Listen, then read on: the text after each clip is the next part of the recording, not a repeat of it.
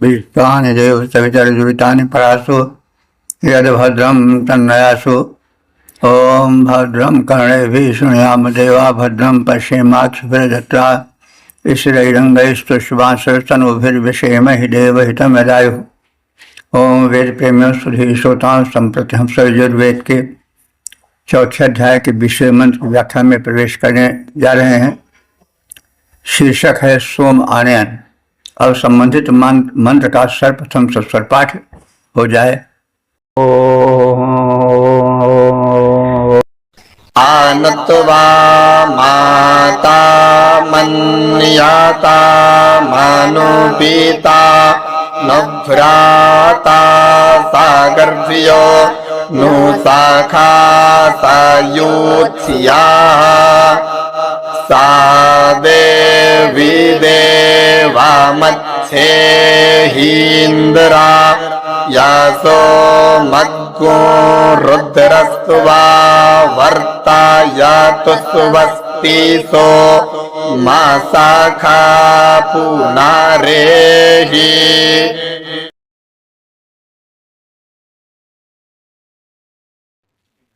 इस विषय मंत्र में यज्ञ में सोमलता के लाने का वृत्तांत है और उसे लाने वाले को संबोधित करके कहा जा रहा है कि वह इस हेतु सोम आनयन के कठिन कार्य में संलग्न हो, कटिबद्ध हो, उसको सबका आशीर्वाद शुभकामनाएं मिले।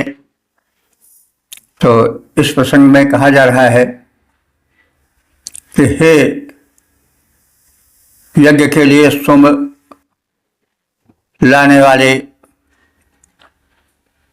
व्यक्ति, तुमको चतुर्दिक आशीर्वाद मिले, चतुर्दिक तुमको सहाय मिले, सहायता मिले, सबकी शुभकामनाएं तुमको लगें। क्योंकि सोमलता उस समय मिलना कोई आसान बात नहीं थी। सोम का लाना बड़े संकट का या बड़े कठिनाई को झेलने का काम था। सोम कैलाश पर्वत के उस पार या उसके आसपास कहीं मूंजवान पर्वत पर विशेष रूप से होता था। तो हिमालय पर जाना, पहाड़ी प्रदेशों पर चढ़ना कितना कठिन था, दुर्गम था। और सोम यज्ञ में तो सोम ही का मुख्य स्थान होता था। तो जो सोम लता को लाता था उसको संबोधित किया जा रहा है। उसकी दृढ़ निश्चयी बुद्धि को, मेधा को संबोधित किया जा रहा है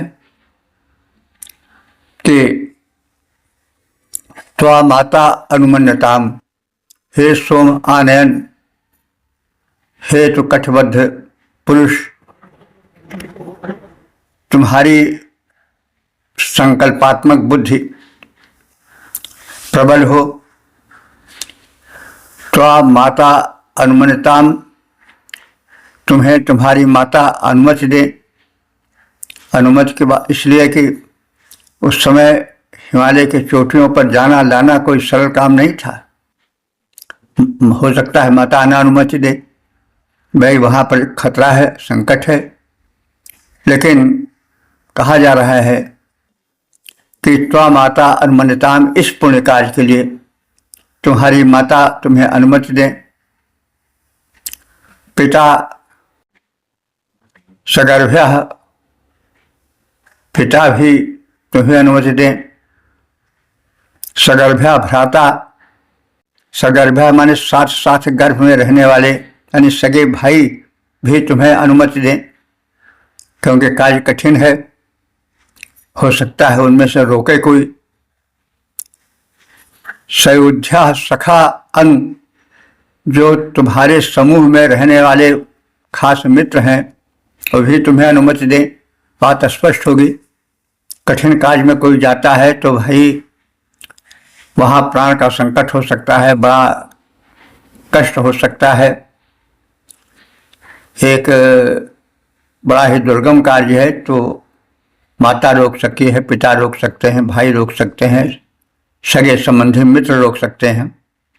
इसलिए ये जो याजक है, जो अध्वर्य है, वो कह रहा है कि हे सोम लता को लाने वाले पुरुष, तुम्हें तुम्हारे निकट के सभी संबंधी माता पिता आदि और मित्र आदि सोमलता लाने के लिए अनुमति दें।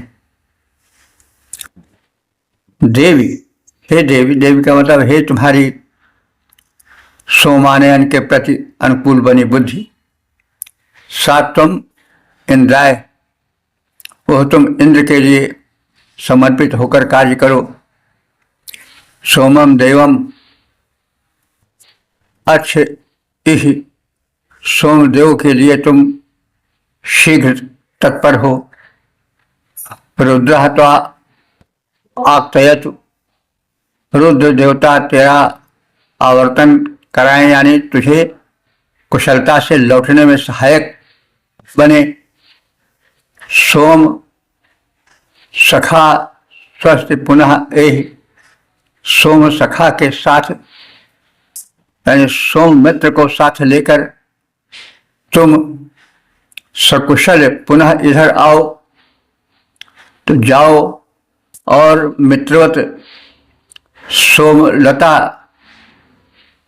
के वृंद को, समूह को मित्रवत मानकर प्रेम से तुम कल्याण पूर्वक यहाँ लौटो।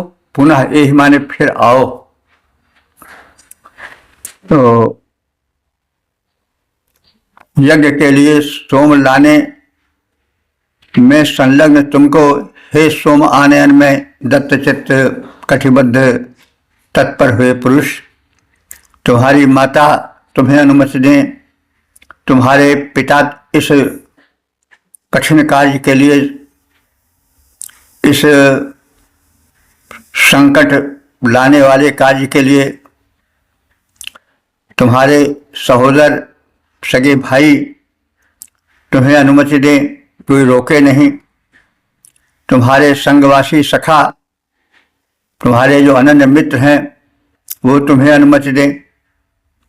हे सोम आनयन के लिए तत्पर मनुष्य, तुम्हारी जो मेधा है, बुद्धि है, दृढ़ निश्चय है, वह इंद्रदेवम, इंद्रदेव के लिए सोम प्राप्त कराने के लिए प्रस्थान करे, क्योंकि इंद्र देवता उससे तृप्त होंगे। तो इंद्र देवता के लिए तुम्हारी यह बुद्धि, तुम्हारी जो निश्चयात्मक बुद्धि है सोम आनयन के प्रति, हे सोम लाने वाले पात्र, तुम इंद्र देवता के प्रसन्न करने के उद्देश्य से प्रस्थान करो सोमलता लाने के लिए। सोम ग्रहण के पश्चात तुमको रुद्रदेव हम लोगों की ओर लाए, यानी रुद्रदेव तुम्हारी सहायता करें और सकुशल तुम हम सब तक लौट कर आओ। तुम सोम के साथ हमारा कल्याण करते हुए पुनः यहाँ आओ। तुम दुर्गम स्थान पर जा रहे हो सोम लाने, और सकुशल सोम लेकर के हम सबके पास आओ। पद्य रूपांतरण है, सोम आनयन हेतु पिता माता और सहोदर भ्राता सखा तुम्हें अनुमति दें, लख सोम सोमानयन को जाता।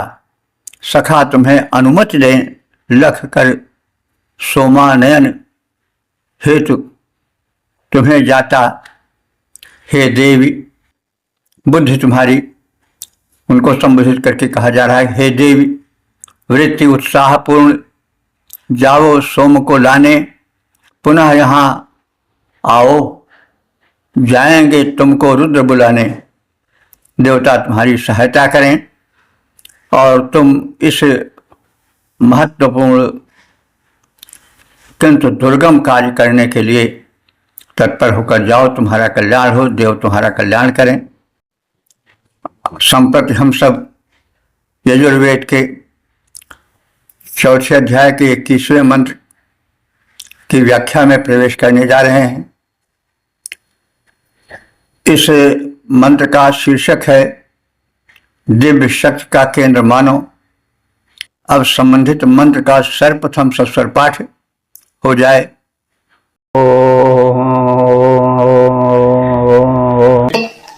वस्व्यस्यादितिरस्यादित्यासि रुद्रासि चन्द्रासि बृहस्पतिष्ठवा सुम्ने रमणा तु रुद्रो वासुभिरा चाके।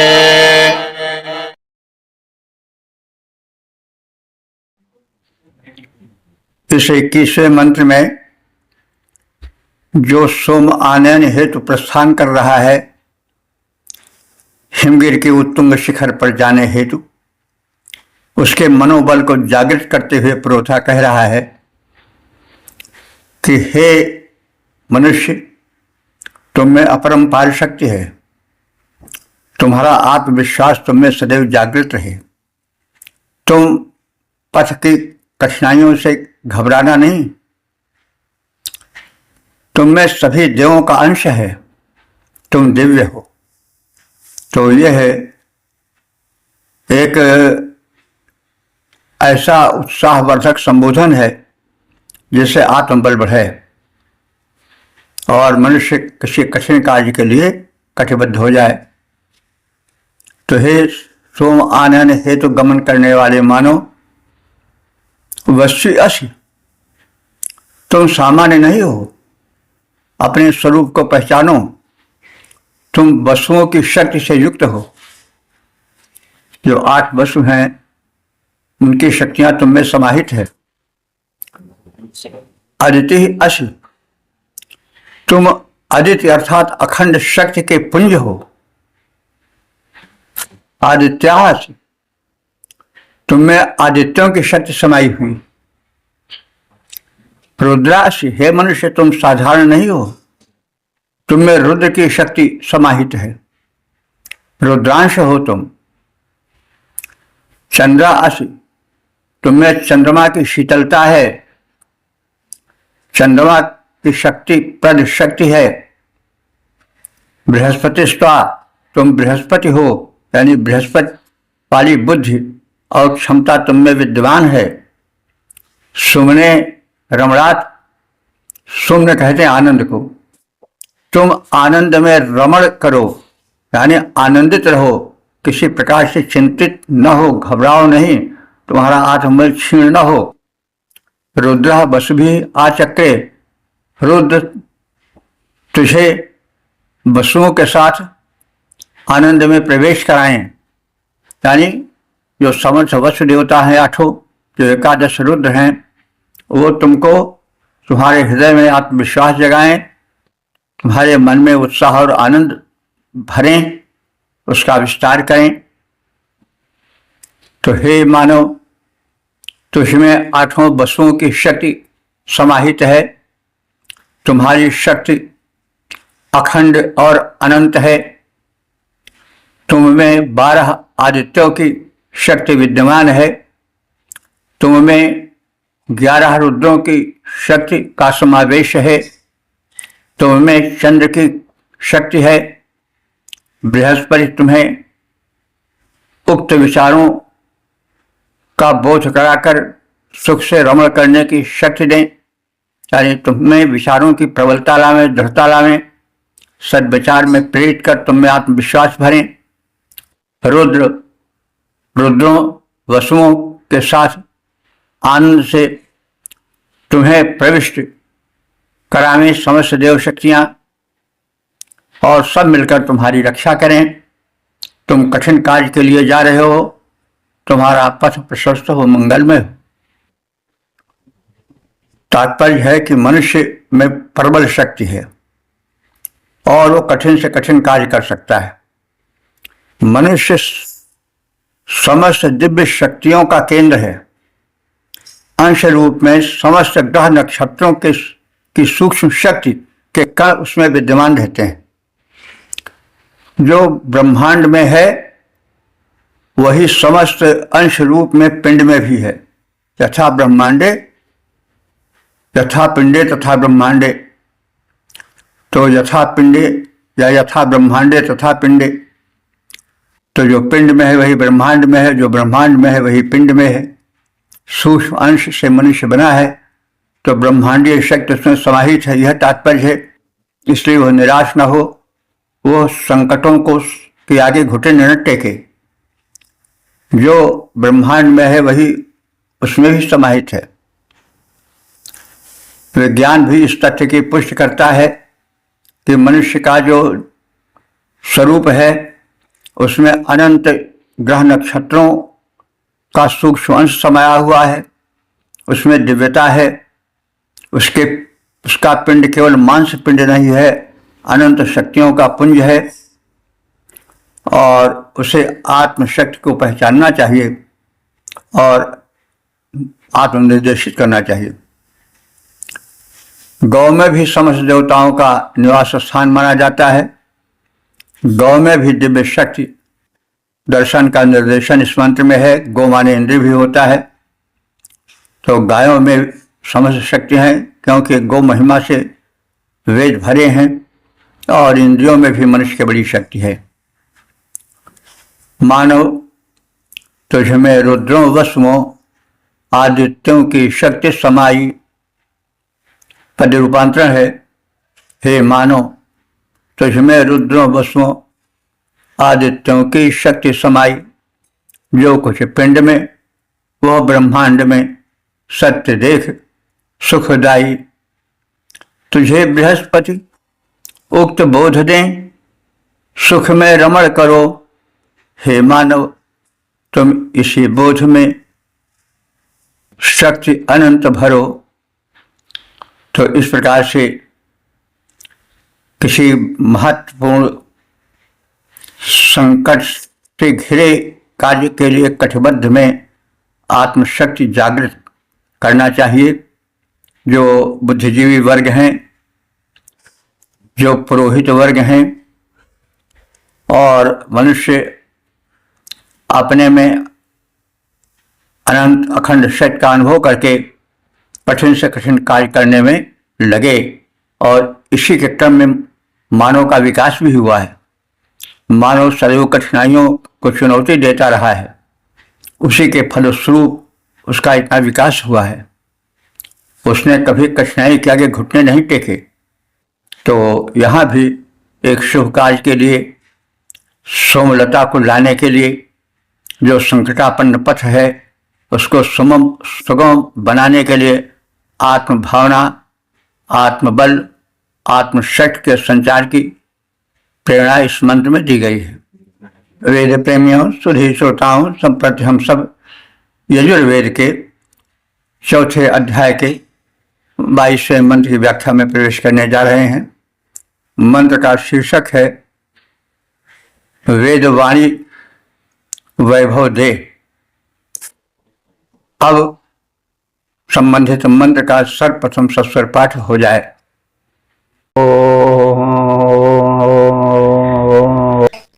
आदित्यास्त्वा मूर्धन्ना जीघर्मी देवाय जाने पृथिव्या पीडाया पादमासि घृतावत् स्वाहा।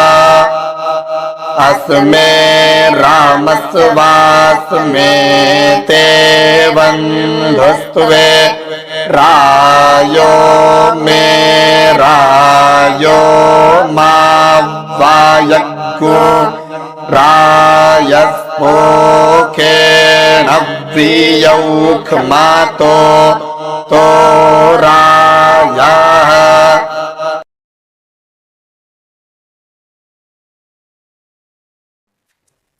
इस 22वें मंत्र में अध्वर्यु जो आहुति डालता है उसका कथन है कि मैं इस अखंडित पृथ्वी पर जो वेदी बनी है वो उसका शीर्ष स्थान है, ऊंचा स्थान है, इसलिए मैं उसमें घृताहुति डाल रहा हूं और अग्नि देवता को प्रेरित कर रहा हूं।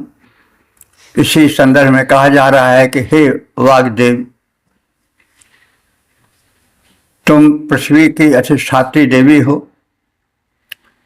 हमारी घृताहुति से प्रसन्न हो जाओ और हमारे बंधु स्वरूप हो तुम।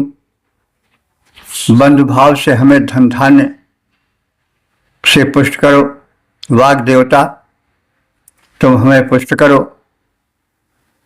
हम पोषण विहीन जीवन न बितावें, क्योंकि जो कुछ है सब तुम्हारा ही है। तो वाग देवता सब कुछ है ना। आज भी साधारण रूप से कहा जाता है कि बातन हाथी पाइए बातन हाथी पांव। तो वाग देवता ही कृपा होती है कि बढ़िया वाणी निकलती है और प्रसन्न होकर के राजा महाराजा हाथी दे देते थे। और वाग देवता अगर रुष्ट हुए, गलत वाणी निकली तो राजा महाराजा हाथी के पांव से कुचलवा देते थे। तो बातन हाथी पाइए बातन हाथी पांव। तो वाग देव वो कितनी बड़ी शक्ति है वाग देवता में, या वाणी वेद वाणी में कितनी शक्ति है, इसका कथन कहा जा रहा है कि हे वाग देवी, तुम में अनंत शक्ति है, तुम्हारी शक्ति ही से सब कुछ होता है। तो तुम हमारे अनुकूल बनो। वेद वाणी तुम्हारे माध्यम से उच्चरित हो रही है और हम अखंड पृथ्वी के शीर्ष स्थान में बने हुए यज्ञ वेदी में आहुति डाल रहे हैं। तो वही आदित्या पृथिव्या, आदित्या माने जो अखंड हो, ऐसे पृथिव्या के जो पृथ्वी अखंड है ना, हम सब जानते हैं। यह तो खंड हमने किया है, कुदरत ने बख्शी थी हमें बस एक ही धरती। हमने कहीं हिंदुस्तान, कहीं चीन, कहीं जापान बनाया। तो यह पृथ्वी अद्वितीय है, अखंड है। खंड तो हम लोगों ने किया, ये चीन है, जापान है, भारत है, ईरान है, तुर्किस्तान है, ये क्या है, देश क्या है, और बस। तो वेद का जो ऋषि है वो यह भी कहना चाहता है कि तुम पृथ्वी को खंडित मत समझो, भिन्न भिन्न देशों में बटे हुए भूखंड को अंधभाव से मत देखो। सर्वे जितने मनुष्य हैं सब के सब बंधु हैं और इसी पृथ्वी माता के पुत्र हैं। पृथ्वी माता अखंडित हैं, अदिति हैं। अदिति माने अखंड। तो अदित्या पृथिव्या, तुम सब इस अखंड पृथ्वी के पुत्र हो। और हमने यानी पुरोधाओं ने मूर्धन, इस पृथ्वी के मूर्धा पर, शिरोभाग पर देव यजने, देवों को यजन द्वारा आहुति आदि समर्पण के लिए वेदी बनाया है, उसमें घृताहुति डाल रहे हैं। तो घृतो स्वाहा और घृताहुति स्वाहा पूर्वक अर्पित कर रहे हैं। अस्मे रमस्व, तो हम सब में रमण करो, हम सबके सन्निकट रहो। अस्मे बंधु, तुम सब हमारे बंधु हो। हे देव शक्तियों, हे दिव्य देवताओं, तुम हमारे अपने हो, तुम हमारे धन हो।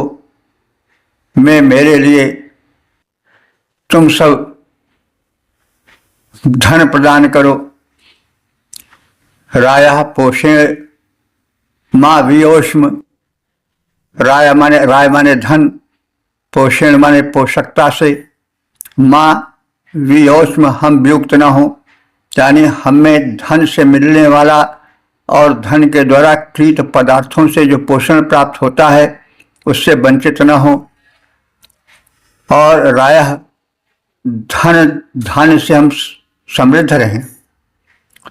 तो मैं पुरोधा अखंडित पृथ्वी के शीर्ष स्थान देवों के यज्ञस्थल पर, यज्ञवेदी पर घृताहुति डाल रहे हैं, अग्नि देवता को घृताहुति समर्पित कर रहे हैं, उन्हें प्रदीप्त कर रहे हैं। हे वाक देवी, तुम पृथ्वी की अधिष्ठात्री देवी हो, हमारी घृताहुति से प्रसन्न हो जाओ। तुम हमारे बंधु स्वरूप हो, बंधुत्व भाव से हमें धन धान्य से पुष्ट करो। हम धन और पोषण से विहीन कभी न हो। सचमुच पूछो तो सारा धन तुम्हारा ही तो है, हम क्यों वंचित रहें? तुम हमें प्रदान करो। हे वाग देवता, पद रूपांतरण, हे वाग देवता, भू का शीर्ष, वेदिका जानी जाती, वेदिका भू का शीर्ष, क्योंकि पृथ्वी के ऊपर ऊंचे भाग पर बनती है यज्ञवेदी, वो यज्ञवेदी जिसमें कि प्रज्वलन होता है, आहुति डाली जाती है। तो वाग देवता, भू का शीर्ष, वेदिका जानी जाती, डाल रहा घृत आहुति, लपटें उठती हुई दिखाती। तो वो प्रसन्न हो करके आहुति मेरी ग्रहण करो, करो न निर्धन, बंधु भाव से वैभव सकल भरो। ओम वेद प्रेमियों, सुधी श्रोताओं, संप्रति हम सब यजुर्वेद के चौथे अध्याय के 30वें मंत्र की व्याख्या में प्रवेश करने जा रहे हैं। मंत्र का शीर्षक है वेदवाणी। अब संबंधित मंत्र का सर्वप्रथम सस्वर पाठ हो जाए। सामख्ये देव्या धियासन् दक्षिणायो रोचक्षासा माम आयो प्रमोखीर्मो आहन्ता बवीरं विदे याता वदेवी संदृषि। इस 23वें मंत्र में वेदवाणी चिरंतन है, वह नष्ट नहीं होती है, शाश्वत है। इसलिए उसके प्रभाव से हमें भी चिरंतन शक्ति प्राप्त हो, हमारा जीवन भी व्यापक हो, चिरंतन हो, चिरजीवी हो हम सब। तो वेदवाणी की कृपा हम पर बनी रहे, क्योंकि वेदवाणी जो है ईश्वर की वाणी है, ईश्वर स्वरूप है, परमात्मा स्वरूप है।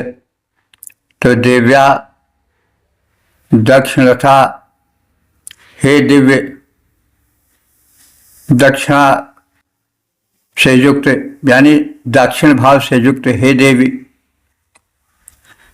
हे वेदवाणी, तुम उरु हो, उरु माने विस्तृत हो, तुम्हारी व्यापकता अर्थ गांधीर्य जगत विदित है। चक्षुषा धिया, दर्शन वाली बुद्धि से हम तुम्हें देखें और समक्षे मैं तुम्हारा दर्शन उसी दृष्टि से करता हूँ। मेधा में आ युद्ध, तुम मेरी जो हो वो युद्ध की सामग्री हो, यानी मेरे जीवन संग्राम में तुम्हारी बड़ी उपयोगिता है। माँ प्रमोदी, तुम मुझे खंडित मत करो। माँ प्रमोशी, तुम, माँ माने मुझे, प्रमोशी माने खंडित करना, मेरे जीवन को खंडित मत करो, उसे एकात्मक सुख और कल्याण के निकट रखो। तो आयु अहम माँ, तेरी आयु का मैं खंडन नहीं करता हूँ। तुम्हारी आयु विस्तृत हो देवी, हे देवी। तव सादृश्य वीरम विदेथ, तुम्हारी दृश्य में वीर पुत्र की प्राप्ति मैं करता रहूं। हे वेदवाणी, न तुम खंडित हो न मैं खंडित होने पाऊं। अखंड जीवन, अखंड साधना तुम्हारे प्रति हम करते रहें। हे वेदवाणी देवी, दिव्य दक्षिणात्व अर्थात तुम्हारी दिव्य अनुकूलता प्राप्ति हेतु मैं ज्ञान में प्रकाशिका बुद्धि से युक्त होकर के ज्ञान चक्षु से तुम्हें देखता रहूं। तुम मेरी आयु खंडित मत करो, मैं पूर्ण आयु प्राप्त करूं। मैं तुम में निर्देशित उपायों से दीर्घ जीवन प्राप्त करूं। हे वेदवाणी, तुम में जो उपाय बताए गए हैं दीर्घ जीवन के, उन उपायों से, उनके निर्देशन में मैं एक दीर्घ और पूर्ण जीवन, स्वस्थ जीवन बिताऊं।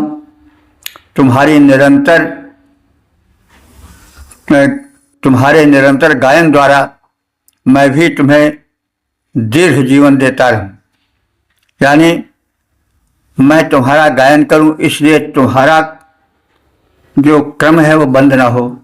तो वही क्रम का बंद ना होना ही आयु वर्धन है। तो तुम हमारी आयु बढ़ाओ और मैं तुम्हारी आयु बढ़ाऊं। तुम अपने कृपा कटाक्ष से, अपनी दिव्य शक्ति से मुझे पूर्ण आयु दो और मैं तुम्हारा निरंतर गान करता रहूं।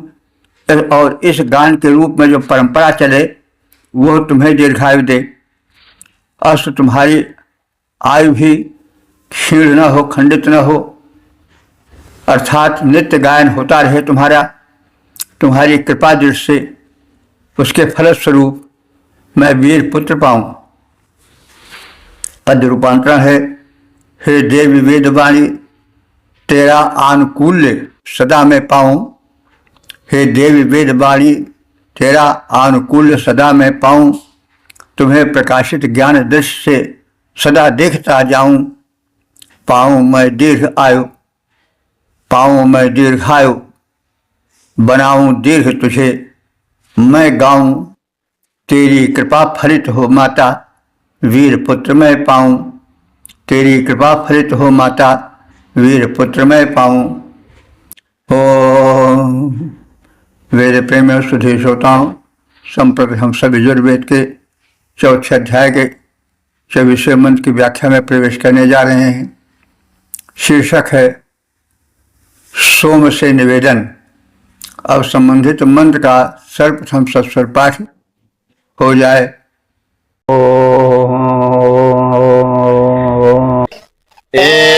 खाते गायत्रो भागा इति में सोमाय ब्रूता दे खाते त्रैष्टुभो भागा इति में सोमाय ब्रूता दे खाते जागतो भागा इति में सोमाय ब्रूता छंदो नामानागुसाम्राज्यं गच्छेति में सोमा यब्रूता दास्माकोऽसि शुक्रस्ते ग्रह्यो विचितस्त्वाभिचिन्वन्तु। सोमयज्ञ में जब सोमलता लाई गई तो उसको संबोधित करके कहा जा रहा है, क्योंकि हमारी संस्कृति में प्रत्येक वस्तु में ईश्वरांश होता है। और जो जितनी उपयोगी है, जो जितनी ही ऊंची है, पवित्र है, उसमें ईश्वरांश का उतना ही अधिक है। तो सोम तो दिव्य लता है, उससे निकलने वाला रस तो कितना गुणकारी है, कहने की आवश्यकता नहीं। तो उसको संबोधित करके कहा जा रहा है। याजक जो है वो जो सोमलता लाकर रखी गई यज्ञ भूमि पर, उससे कहा जा रहा है कि हे सोम, यह है सामने का भाग, गायत्री छंद का भाग जो है वो तुम्हारा ही है। यानी गायत्री छंद में जो कुछ कहा गया है वो तुम्हें ही संबोधित करके कहा गया है। तो गायत्री भागः तो भागः, गायत्री का भाग यानी गायत्री छंद का भाग तुम्हारा ही भाग है। इति में ऐसा मेरा वचन है। और यह जो त्रिष्टुप छंद का भाग है, यानी त्रिष्टुप छंद में जो तुम्हारे भाग विषयक या तुम्हारी प्रशस्त विषयक कथन है, वो भी तुम्हारा ही है, हमारा नहीं है। तो जो कुछ है वो सब तुम्हारा है। जगती छंद का जो भाग है, उसमें जो तुम्हारी महिमा का कथन है, वो भी तुम्हारा ही है। तो इस प्रकार के यजमान के अभिप्राय को अध्वर्य जो यज्ञ करा रहा है पुरोधा, वो सोम के प्रति कहे ऐसा कि हे सोम, जो गायत्री छंद में है, जो अनुष्टुप छंद में है, जो त्रिष्टुप छंद में है, जो जगती छंद में भावग्रथित है, वो सब तुम्हारे ही स्तुति में है, तुम्हें ही समर्पित है, ऐसा कथन करे। तो और आगे उसी क्रम में कहा जा रहा है, तुम ईश्वरिक आदि छंदों के अधिपति हो। उष्णिक भी एक वैदिक छंद है और तुम उसके अधिपति बन जाओ। हे सोम, तुम हम सबके हो, तुम्हारा बल वर्धक रस रसायन है, सुग्राह्य है। तो ऐसा ते यह तेरा त्रैष्टभोगा, जो त्रैष्टुप छंद में कथित भाग है, जिसे तुम्हें पाना है, वो भी तुम्हारा ही है। जागता माने जगती नामक छंद में जो कुछ कहा गया है, वो सब तुम्हारे ही लिए कहा गया है। तो इस प्रकार से तुम्हारा बलवर्धक रसग्राह्य है, सार और असार भाग को पृथक करने वाले ऋतु तुम्हें पृथक पृथक करें। यानी कोई वस्तु है, कोई लता है, उससे जब तत्व या रस निकाला जाता है तो जो सार भाग होता है उसको अलग स्थान दिया जाता है, पात्र में रखा जाता है। जो असार भाग होता है उसको अलग रखा जाता है। जैसे गन्ना जब पेरा जाता है तो उसमें रस अलग और उसका जो खुया रूखा भाग निकलता है वो अलग किया जाता है। तो ऐसे सोमलता को कूट कर जो उसका भाग निकाला जा रहा है, रस भाग अलग रखा जा रहा है और उसका जो खूछा है, निहिसार भाग है, उसको अलग रखा जा रहा है। यही बात बताई जा रही है। तो ये सब जो कर्म कांड है या कर्म कांडिक प्रक्रिया है उससे संबंधित है। तो यज्ञ हो रहा है, सोमलता कूटी गई, रस निकाला गया, रस अलग किया गया, डंठल अलग किया गया, उसका असार भाग जो तत्वहीन है उसको अलग किया गया, उसी का कथन है। यजमान का संदेश सोम से याजक कहता है। पद रूपांतरण है, कहता है अध्वर्य सोम से हे यजमान का संदेश सोम से कहता है, यानी यजमान की तरफ से जो पुरोधा है वो कह रहा है सोम से, कहता है अध्वर्यु। अध्वर्यु जो यजुर्वेद का पुरोधा होता था, आहुति डालता था, वो कह रहा है, कहता है अध्वर्यु सोम से, हे सोमदेव गुण खान, तुम विविध छंद में विस्तृत हो, बस तुम विविध छंद में विस्तृत हो, उसमें बस तेरा ही गुणगान।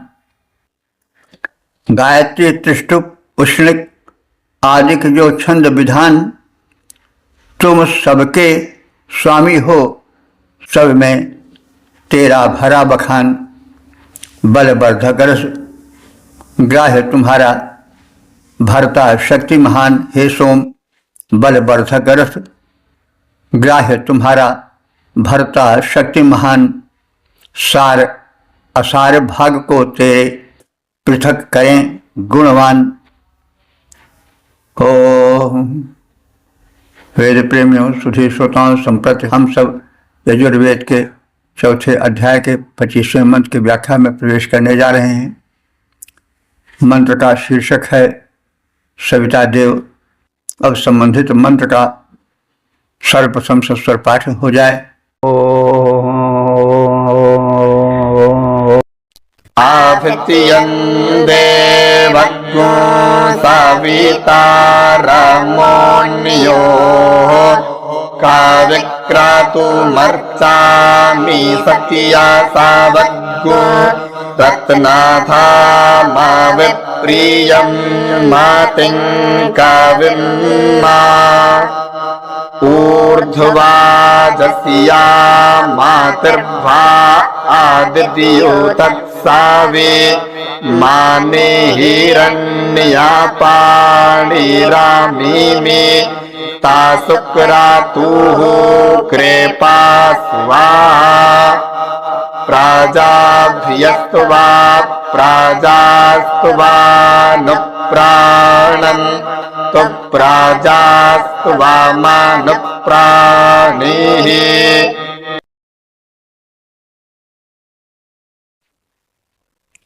इस 25वें मंत्र में प्रकाशक सविता देवता की विशिष्ट प्रार्थना है। तो सविता के विषय में हम जानते ही है कि सविता संसार को प्रसव यानी उत्पन्न करने वाले हैं। प्रसविता सविता, सविता सूर्य का प्रारंभिक रूप है। उस सूर्य के प्रारंभिक रूप में जिसमें केवल रक्तबिंब दिखाई पड़ता है, किरणें अभी उसी में समाई रहती हैं, तो वह जो रक्तबिंब होता है उसमें स्नान करना, उसका दर्शन करना अनेक रोगों को दूर करता है और तेज देता है, नेत्र में ज्योति देता है, मुखमंडल में ओज लाता है। तो ऐसे सविता देवता की प्रार्थना की गई है कि हे सविता देवता, तुम देवा पृथ्वी के मध्य विराजमान हो, तुम प्रकाशक देव हो। तो ओढ़यो, ओढ़यो हो माने देवा पृथ्वी के मध्य। देवा माने द्युलोक, जो मतलब ये भूलोक है, इसके बाद अंतरिक्ष लोक है, अंतरिक्ष लोक के बाद द्युलोक है, जिसे हम स्फेयर आज करके कहते हैं, स्पेस, जिसे हम सब आज स्पेस कहते हैं, वही वेद का द्युलोक है। तो पहले भूलोक, उसके बाद जहाँ तक धरती का आकर्षण शक्ति है, वायुमंडल है, वहाँ तक का लोक अंतरिक्ष लोक है। उसके बाद का जो लोक है, जिसको हम अंग्रेजी भाषा में स्पेस कहते हैं, वही द्युलोक है। वहाँ सूर्य आदि बड़े ही प्रकाशित जो हैं वो नक्षत्र रहते हैं। तो ओढ़यो, हे सविता देवता, तुम ओढ़यो हमारे देवा पृथ्वी के मध्य विराजमान हो। तुम देवम, तुम दिव्य हो, देव हो, प्रकाशक हो। और सत्य सवम, तुम सत्य का प्रसव करने वाले हो। सत्य स्वम यानी सत्यता तुमसे निकलती है। एक सिद्धांत जो सदैव बना रहे वही सत्य है। तो सूर्य की का जो स्वरूप है वो सदैव एक रूप है। सूर्य का उदय और अस्त एक निश्चित समय पर आदिकाल से लेकर अब तक होता चला रहा है। इसलिए वह जो है वह एक अटल सत्य से संबंधित देव है। और सत्य सोम माने सत्य का प्रसव करने वाला है। रत्न धाम माने रत्नों का धारक है, यानी रत्न सूर्य से ही पैदा होते हैं। हम सब जानते हैं कि धरती में जो हीरे जवाहरात सोना चांदी निकलते हैं वह सब सूर्य के किरणों के ऊष्मा के संयोग से ही धातु का रूप धारण करते हैं। तो इसलिए जो ये सविता देवता हैं वो रत्नधा भी कहे गए हैं, रत्न धारण करने वाले हैं। यानी उन्हीं के जरिए भिन्न भिन्न प्रकार के हीरे जवाहरात सोने चांदी आदि रत्न निकलते हैं। तो मति तुम्हारी जो बुद्धि है वो मननशील है, यानी तुम मननशील बुद्धि से युक्त हो। कविम तुम क्रांतदर्शी हो, दूरदर्शी हो। सवितारम तुम जगत के प्रसविता हो, सविता हो। अर्चाम मैं तुम्हारी पूजा करता हूँ। भाह भाह कहते हैं प्रभा को। तुम्हारी जो भा है, आभा है, प्रभा है, ऊर्ध्वा माने ऊर्ध्वगामी रहती है। अमति तुम्हारी महिमा अप्रमेय है, नापी जोखी नहीं जा सकती है।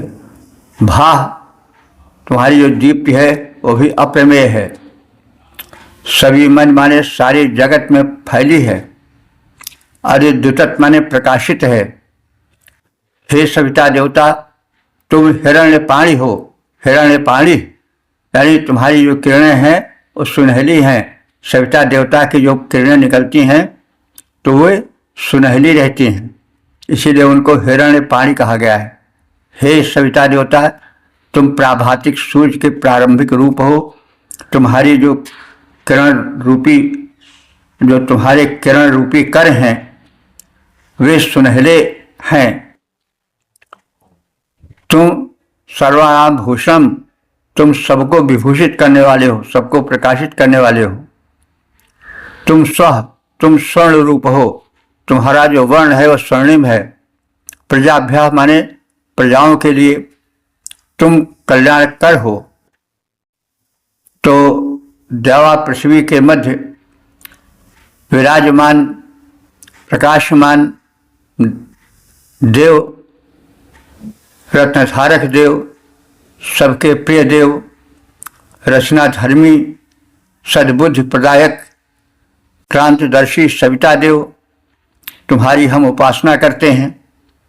तुम्हारे गुण गण अनंत हैं।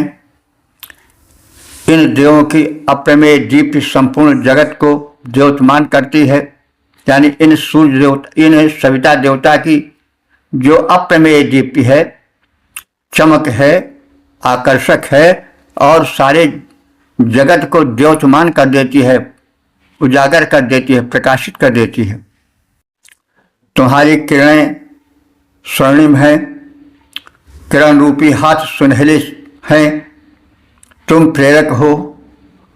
अपने अतुल अनुकंपा से तुम दिलोक को प्रकाशित करते रहते हो। हम हे देव तुम्हारी उपासना करते हैं। तुम्हारी शक्ति और तुम्हारी महिमा का गुणगान करते हैं। प्रजा तुम्हारे अनुकूल होकर रहे और तुम प्रजा के अनुकूल रहो, यानी जनता में और तुझ जनार्दन में संबंध बना रहे। हे सविता देव प्रजा तुम्हारी पूजा अर्चना करे, तुम्हारी भक्त बनी रहे, तुम्हारी अनुकूलता प्राप्त करती रहे और तुम प्रजा के अनुकूल बने रहो, ऐसी हम सबकी प्रार्थना है। पद रूपांतरण है। द्यावा पृथ्वी मध्य विराजित देव प्रकाशक भारी। द्यावा पृथ्वी मध्य विराजित देव प्रकाशक भारी। उस सविता की उपासना करती है। बुद्धि हमारी सविता और प्रजा दोनों में बहे स्वस्ति की धारा, सविता और प्रजा दोनों में बहे स्वस्ति की धारा। स्वर्णिम कृपा किरण कर से आलोकित हो जग सारा, स्वर्णिम कृपा किरण कर से आलोकित हो जग सारा। इस प्रकार से हमने इन 6 मंत्रों का अध्ययन किया, संक्षिप्त ज्ञान प्राप्त किया। इसमें यज्ञ की महिमा, सोम आनयन का कथन है, सोम की महिमा का कथन है, सोम निचोड़ने की बात कही गई है। इसमें जीवन के हेतु उपयोगी संदेश भी दिए गए हैं। मनुष्य को अपना जीवन दिव्य बनाना चाहिए। सविता देवता की प्रार्थना है, जो कल्याणकारी देव हैं उनकी प्रार्थना है। और इस प्रकार से जीवन को सफल बनाने वाले सूत्र इन मंत्रों में पिरोए हुए हैं और इन मंत्रों के आधार पर, इनके सांचे पर हम अपने जीवन को ढालकर दिव्य जीवन बना सकते हैं। ये सब कर्मकांडिक मंत्र हैं, पूजा पद्धति से संबंधित हैं, फिर भी हम इनको स्पष्ट करने की चेष्टा कर रहे हैं। आप सब इसको ग्रहण करेंगे। हम थोड़ा कह रहे हैं, आप ज़्यादा जानेंगे और वेद के अध्ययन की ओर उन्मुख होंगे। वेद हमारी संस्कृत है, भगवान की वाणी है, दैवी संदेश है। इससे हम जुड़ें और दूसरों को जोड़ें, धन्य बने और धन्य बनावें। इस अनुरोध के साथ ओम सर्वे भवन्तु सुखिनः, सर्वे सन्तु निरामयाः, सर्वे भद्राणि पश्यन्तु, मा कश्चित् दुःख भाग् भवेत्।